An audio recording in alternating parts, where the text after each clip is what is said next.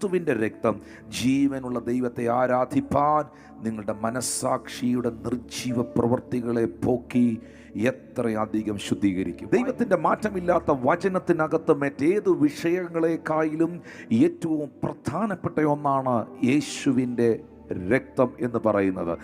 Blood supply ഇല്ലാത്ത ശരീരം നിർജീവമായിരിക്കുന്നത് പോലെ യേശുവിൻ്റെ രക്തമില്ലാത്ത ക്രിസ്ത്യാനിത്വം നിർജീവമാണ്.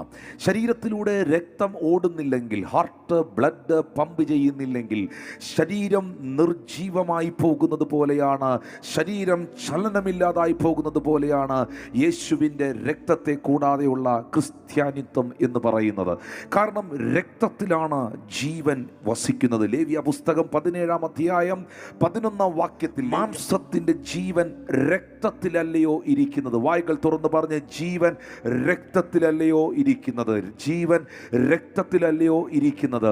എന്തുകൊണ്ടാണ് നമ്മൾ പറയുന്നത് യേശു തൻ്റെ ജീവൻ നമുക്ക് വേണ്ടി തന്നു എന്ന്? മാംസത്തിന്റെ ജീവൻ വസിക്കുന്നത് രക്തത്തിനകത്താണ്. യേശുവിൻ്റെ രക്തം ഇപ്പോഴും പ്രവർത്തിക്കുന്നു. യേശുവിൻ്റെ രക്തം ഇപ്പോഴും അത്ഭുതം ചെയ്യുന്നു. യേശുവിൻ്റെ രക്തം ഇപ്പോഴും സംസാരിച്ചു കൊണ്ടിരിക്കുന്നു.